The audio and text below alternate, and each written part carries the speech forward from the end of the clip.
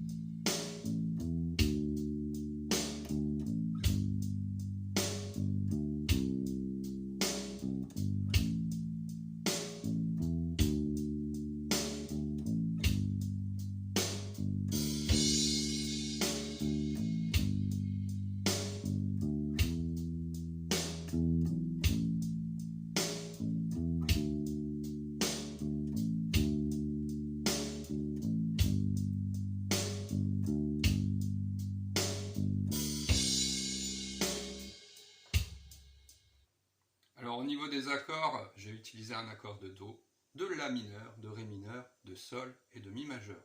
Alors pour l'instant les tierces on ne va pas trop s'y attacher parce qu'effectivement soit on joue sur la fondamentale, soit on va utiliser aussi la quinte juste. Donc pour vous aider un petit peu, je vais vous les positionner sur le manche et vous expliquer comment visualiser par rapport à sa fondamentale, sur le manche de bassiste, où trouver la quinte juste. Alors j'ai utilisé un Do, troisième case, corde de La. J'ai utilisé un La, cinquième case, corde de Mi. J'ai utilisé un Ré, cinquième case, corde de La. J'ai utilisé un Sol, troisième case, corde de Mi. Et le Mi, je suis allé le chercher, septième case, corde de La. Voici.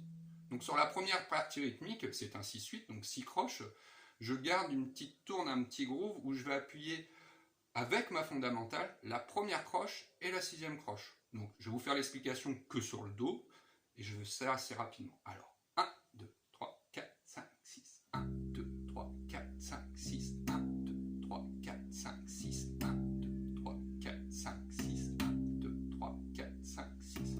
Voilà. C'est beaucoup plus simple avec le rythme. Vous pouvez aussi, je l'ai dit juste avant, retourner sur le cours des guitaristes, comme ça en même temps vous avez les accords. C'est quand même beaucoup plus simple avec la polyphonie derrière, ça va être plus intéressant.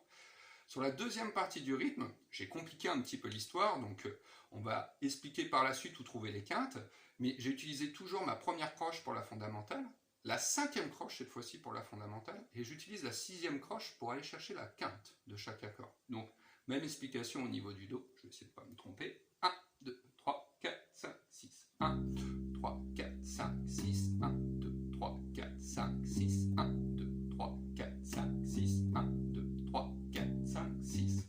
Désolé pour la petite erreur de fin. Donc, au niveau de l'emplacement, ce qui est important sur ce genre d'instrument, c'est que visuellement, on va pouvoir retrouver nos intervalles pour les accords. Donc, il va falloir un petit peu les visualiser en partant de la note première, c'est-à-dire de la fondamentale. Je vais isoler mon Do. Mon Do. Ça va marcher pour tous les fondamentales. Donc, mon Do, troisième case, corde de La. Alors, si je souhaite aller chercher une quinte, je vais avoir deux possibilités.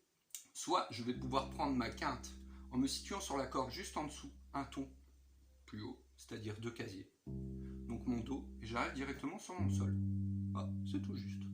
Ou encore mieux, comme on est bassiste et qu'on veut creuser dans les basses, comme j'ai fait là, j'ai pris mon Do, et ma quinte, je peux aussi la chercher juste au-dessus. Ah, bah juste au-dessus, on a bien un Sol aussi.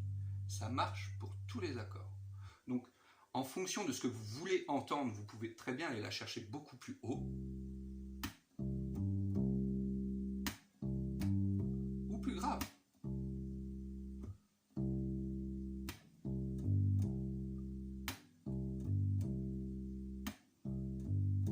C'est à votre guise, donc n'hésitez pas à vous entraîner, et comme je le dis à chaque fois, exercez-vous bien.